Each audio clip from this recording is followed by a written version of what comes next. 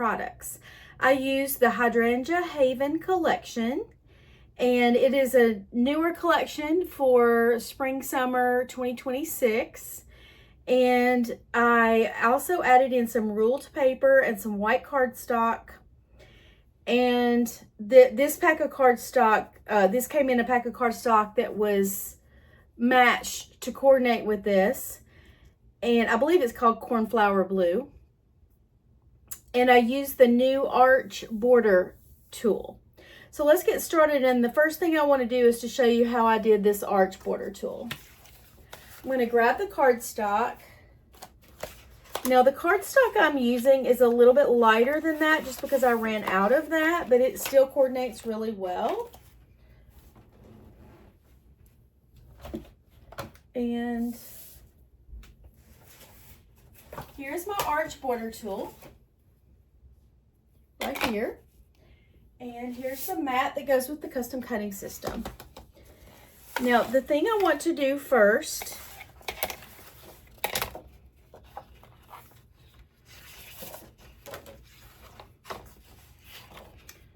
is to center this, and at about the 10-inch mark is where I want my cut to start. So I've centered this on the mat with all the exterior bold grid lines.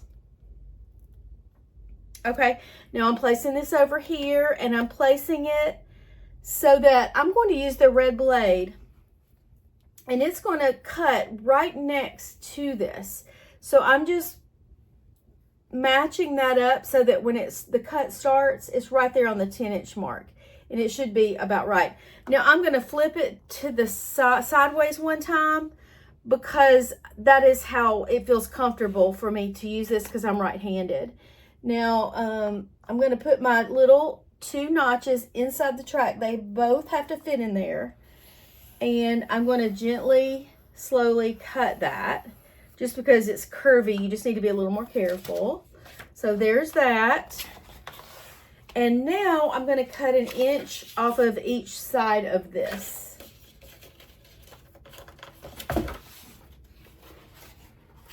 So I'm going to grab my trimmer. And I'm going to line it up with this 1-inch mark right here. Well, I want to be straight. So since this is the straight edge, I'm going to line it up at the bottom. So the 1-inch mark is right here. So I want to cut 1 inch off of that side and flip it over and do the same thing to the other side. So I'm going to line this up with the 1-inch mark. But since the bottom is straight, I'm going to measure from the bottom, put it at the bottom. So then I'm going to cut 1 inch off of that. And actually, I forgot, I need to do this twice because it's the pages are mirror images of each other. So actually, I'm just going to do it once and show you how I did it, and then you can just visualize the other page. Okay, so we're done with the border tools, and we're going to make this page. So I've already done this part right here, and again, it is a little bit lighter, and that's fine. And I'm going to grab this pretty paper. I love this paper from the Hydrangea Haven pack. And I'm going to mount this down with my repositionable tape runner. Put some dabs all around and a few dabs in the middle. You don't need a lot. And then I'm going to put this so that the curve faces the left. And just try to visually center that up as best I can, but I'll double check with the ruler at least just to kind of make sure I'm about right. And I am.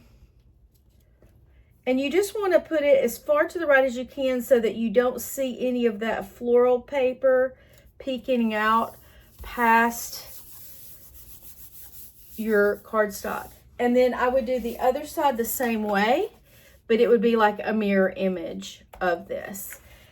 Then I'm going to cut my photos are all 4x4s. So this is a pretend 4x4 photo right here. And I'm going to grab a piece of white cardstock because I matted the photos in cardstock. And I'm going to put a piece of cardstock behind there, but I'm going to cut it to 4 1/4 by 4 1/4 because usually I cut my mats about 1/4 of an inch bigger than my photos because I like that. But if you want a fatter mat, you can certainly make it as big as you want. So it's at 4 1/4 by 4 1/4. Okay, and I'm going to set this aside, and that should be the perfect size to mat my photo, my pretend photo. I'm going to put a little repositionable tape under at every corner and at the middle. And let's put this on top of here so you can see. I'm going to just center that photo so it looks like a skinny white mat is around it. Okay, that's perfect. And then I'm going to cut, here we go. Let me find my original. So I'm going to cut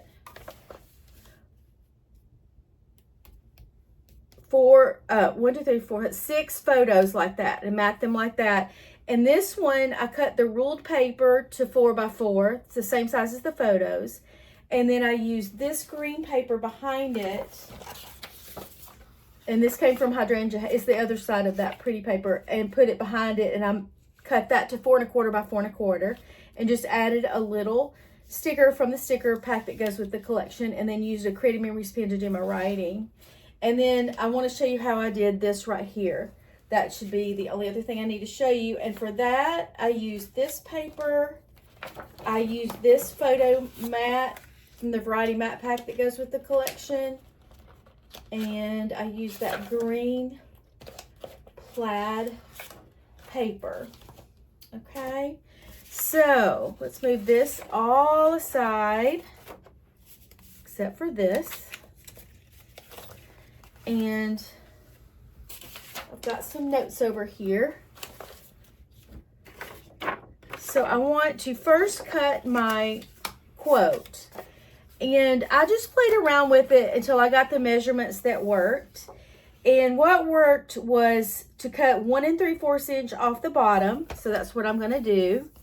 1 3/4 inch. And I am noticing I really need to clean this adhesive off of my trimmer. I'm going to do that before my next video. So cut off 1 3/4 inches off the bottom. And to cut 1 1/4 inch off the top. Line it up at 1 1/4. Make sure it's straight along that grid line. Okay, and that's how I got my words to center up. I'm going to measure this one more time since my pencil line is a little off. Wait. Okay, never mind.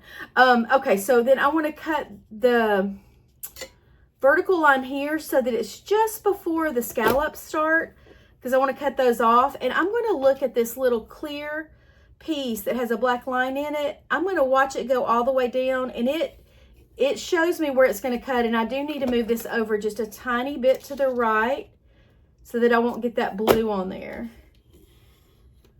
That's perfect. Okay, and I'm going to do the same thing to the other side. And my blade is always going to come down on this left-hand side dotted line. So this mat strip has 2 dotted lines. So I can look at it and tell where the blade's going to come down. But this just gives me a second look at it just to make sure I'm not going to get any of that blue in there, and I don't. So now I have the size quote that I need. And I can save these. I actually sometimes use this stuff. So I find all kinds of uses for scraps. It's kind of a challenge for me to do that. Okay, and then I'm going to mount this on here. I do want to cut that down just a little because I think I got it just a little bit short. There we go. Yeah, that's perfect. And then I would go back and erase my line. So now I want to cut this green plaid paper. And I cut that to 4 by 4. So this will be 4 by 4. 4 inches lined up at the top. Follow the line all the way down. Flip it one way to the left and line it up at the 4 by 4. Okay, now that should be the perfect size to mat my photo. And I wanted this to be a fatter mat because I wanted more of that plaid paper to show. Okay, and there's that. And then I matted it again with this darker green. And that is 4 1/4 by 4 1/4. And I have a scrap of that. So we're going to line it up at, let's get a straight edge on here first though. I'm going to throw that away. So we're going to line it up at 4 1/4 right there and follow the grid line all the way down. Turn it one way to the left, 4 1/4, and cut. This should be the perfect size to put behind the plaid paper as a mat, and it is. So just put a little repositionable tape runner at every corner and a couple of pieces in the middle.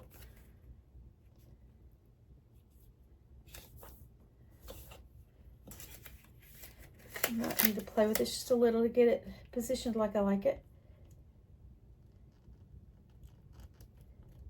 Okay, there we go.